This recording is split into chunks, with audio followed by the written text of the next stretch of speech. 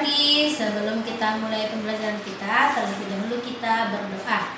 Mari kita bersatu dalam doa. Ya Tuhan Yesus, berkati Tuhan atas kami, jaga kami Tuhan dimanapun kami berada. Tuhan memimpin Tuhan hari ini kami di rumah serta orang tua Tuhan, berkati mereka Tuhan, jaga mereka Tuhan. Serta kami juga Tuhan guru yang ada di sekolah dan melakukan aktivitas kasual menjaga kami. Dan menyerahkan Tuhan namamu sekarang dan selamanya. Amin. Oke. Materi kita pada hari ini tentang dampak negatif dari pencemaran plastik sampah. Nah, di sini adalah gambar yang sembarangan orang membuang sampah. Nah, ada dampaknya untuk kita. Sangat banyak dampaknya. Ini dia nah. Ini adalah saluran air. Saluran air ini seharusnya tidak dibuangi sampah. Mengapa demikian? Supaya air yang mengalir itu bisa lancar dan tidak tersumbat oleh sampah tersebut. Nah, ini adalah ulah siapa? Ulah manusia yang melakukan atau membuang sampah asal. Nah, oke. Buka di halaman 79 boleh dilihat. Di halaman 78 itu kamu bisa baca sendiri, kamu belajar sendiri. Itu mudah. Oke, di halaman 79 ini adalah dampak negatif. Nah, ini adalah dampak negatif membuang sampah. Nah, membuang sampah sembarangan, pencemaran air dan ke tanah. Nah, pencemaran air ini, air yang sampah ini bisa mempengaruhi ke lingkungan kita karena airnya kan bau dan bau busuk. Nah, terus sampah plastik dan mengganggu penyerapan air ke dalam tanah. Nah, sampah plastik ini juga mengganggu penyerapan air. Nah, mengapa demikian? Karena begitu banyak sampah ini, jadi tanah itu tidak bisa langsung menyerap. Karena ini adalah plastik, dia tidak bisa langsung busuk seperti makanan lainnya. Kalau plastik ini kita bakar juga, dia masih ada sampah, masih ada bekas. Dia tidak seperti seperti kertas. Kertas itu kalau kita bakar dia langsung hangus ataupun jadi abu. Tetapi kalau plastik ini dia masih ada, itu adalah sampah-sampah ini. Nah, seharusnya sampah ini pada umumnya mana kita bisa sisain, mana yang sampah kering, mana yang sampah basah, mana yang sisa-sisa makanan, kita satukan menjadi satu. Jadi kita buang pada tempatnya supaya sampah yang ini adalah digabung, sampah kering, sampah basah digabung menjadi satu. Itulah dia bisa mencemar lingkungan di tempat tinggal kita atau lingkungan di tempat lain. Nah, oke, selanjutnya racun dari partikel plastik yang masuk ke dalam tanah. Nah, racun dari mana? Racun dari plastik ini. Plastik itu mengeluarkan bau racun kalau kita bakar. Nah, kamu pernah membakar plastik kan? Aroma dari plastik itu adalah aroma kimia yang mengandung dari plastik tadi. Maka dari itu kamu membuang sampah pada tempatnya. Ataupun sampah-sampah yang masih agak bagus sedikit, kamu bisa cuci, kamu jemur, kamu bisa pakai ulang lagi. Tetapi kalau sampah-sampah yang seperti ini kamu gabungkan menjadi satu, itu ada tukang sampah itu dibuang pada tempatnya. Ini adalah manusia-manusia yang tidak tahu diri, yang membuang sampah sembarangan. Kamu jangan mencontoh seperti itu. Ini tidak bisa dicontoh dan tidak boleh dicontoh oleh siapapun juga. Oke? Nah, sudah lihat di halaman 79 ini? Udah lihat kan? Ini adalah bisa juga contoh dari halaman 79. Atau kamu buat sendiri lain dari contoh ini boleh. Terserah ya. Nah, di halaman 80 Di halaman 80 itu ada aktivitas 5 menuliskan seperti ini. Amati kegiatan ekonomi di sekitar rumahmu dan kelola secara perorangan atau individu atau sendiri. Nah, tuliskan keunikan usaha tersebut, catat hasil pengamatannya pada kolom berikut. Nah, nama usaha, nama pemilik, nama keunikannya, keunikan apa terserah. Nah, minggu lalu kita pernah juga membahas tentang ekonomi, produksi, konsumen. Nah, di sini dinyatakan kamu ingin mencari informasi tentang ekonomi yang ada di sekitar rumahmu. Nah, tentang penjualan makanan, tentang penjualan motor, tentang penjualan mobil, terus penjualan baju, terserah. Nah, yang pertama kita buat dulu. Ini adalah salah satu contoh. Yang pertama itu adalah taekwan ibaratnya. Di sekitar rumah kamu ada jualan taekwan, model, bakso, mie ayam, itu boleh. Nah, nama pemiliknya, nama pemilik itu siapa? Contohnya nama pemiliknya itu adalah Igun. Itu adalah salah satu contoh nama si pemilik dari taekwan. Oke, keunikan. Nah, keunikannya ini maksudnya itu adalah murah, banyak. Nah, di balik keunikannya itu tapi ada rasa enak. Begitu itu adalah arti dari keunikan. Nah, ngerti kan sampai sini? Oke. Yang kedua, ibu buat satu contoh. Penjual motor ibaratnya. Motor ya, motor. Motor bekas boleh, motor baru juga boleh. Yang di dekat rumah kamu. Terus siapa sih yang punya pemiliknya? Nama pemiliknya itu Sari ibaratnya. Berarti Ibu Sari itu mempunyai toko jual beli motor bekas atau baru. Oke. Nah, keunikannya apa?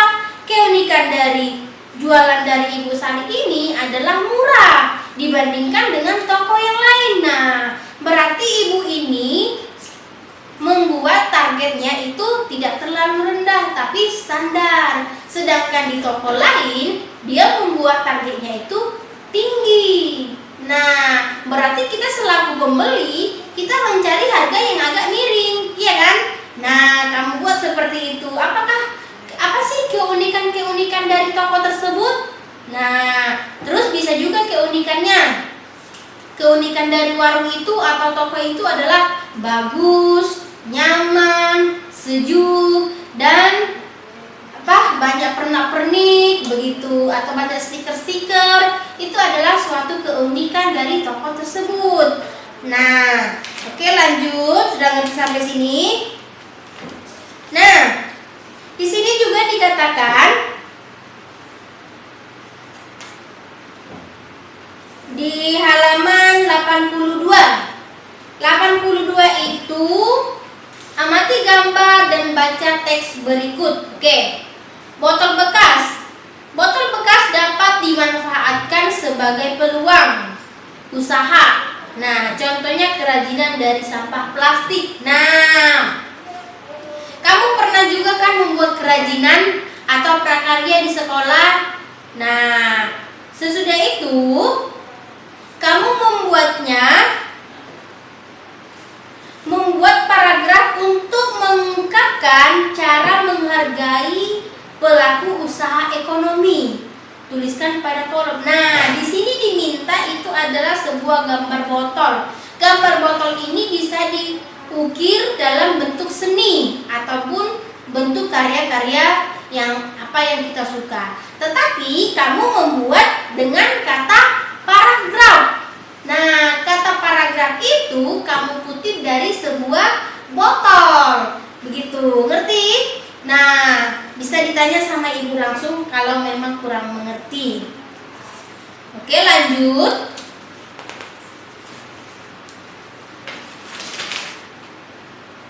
Nah, di halaman 83. Di halaman 83 ini ada juga tentang apa ini? Ekonomi. Ibu baca ya. Suatu usaha ekonomi memiliki hubungan dengan usaha ekonomi lain. Contohnya, usaha pembuatan kerajinan dari kayu dan membutuhkan pasokan atau bahan baku berupa kayu. Nah, terus selain bahan baku, diperlukan juga peralatan untuk apa? Untuk membuat bahan yang kita butuhkan. Sehingga pelaku usaha ekonomi harus berhubungan dengan penyediaan peralatan tersebut. Setelah kerajinan dibuat, diperlukan hubungan dengan tempat pemasaran agar sampai ke konsumen. Dan tuliskan bagan hubungan dari uraian tersebut. Nah, ibu buat aja bagannya.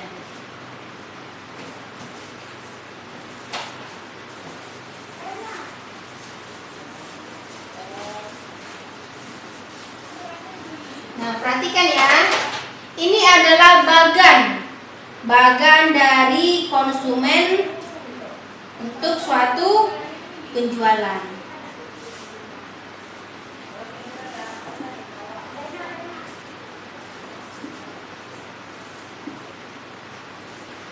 Nah, di halaman 84 itu, ini adalah bagan.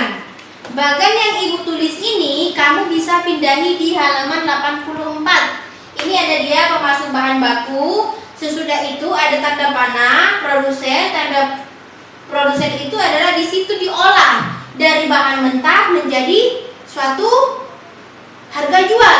Nah, peralatan.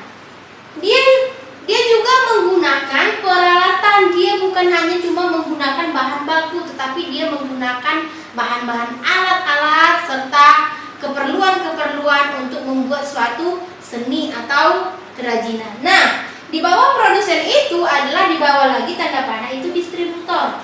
Nah, distributor ini berarti dia mulai menjual ke toko atau minimarket atau ke mall, itu tergantung pada seni yang dibuat. Nah, sesudah itu di bawah panah lagi ada konsumen. Konsumen itu adalah kita untuk membeli sesuatu yang kita inginkan. Nah, dia membuat, menjual, dan membeli. Itu adalah 3 tahap yang dilakukan oleh apa? Oleh bahan ekonomi tadi. Nah, itu ada 3 bahan atau 3 materi yang digunakan: produsen, distributor, atau konsumen. Nah, jadi yang dari bagian ini kamu bisa pindahi ke halaman 84, oke? Nah, next.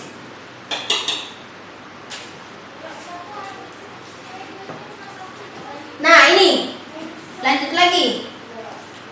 Ini adalah gambar manusia atau anak-anak sedang membuang sampah di mana ini? Di sungai ataupun di kali. Nah, ini adalah tidak contoh yang baik. Ini bisa mencemar lingkungan. Nah, sampah-sampah plastik ini yang bisa mempengaruhi atau solokan-solokan paret-paret yang bermasalah karena ada sampah ini. Sampah ini seharusnya dikumpulkan, bukan dibuang di sungai. Sungai itu untuk pengaliran air, bukan tempat sampah.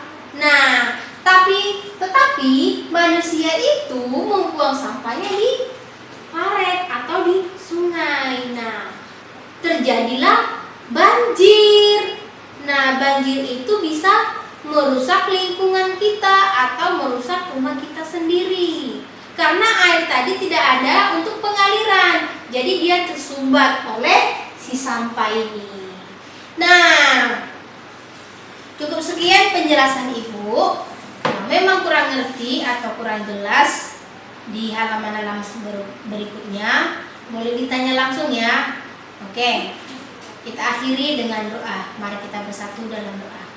Bapa kami yang di sorga, puji dan syukur kami panjatkan Tuhan, di mana berkat Tuhan aktivitas kami sudah selesai.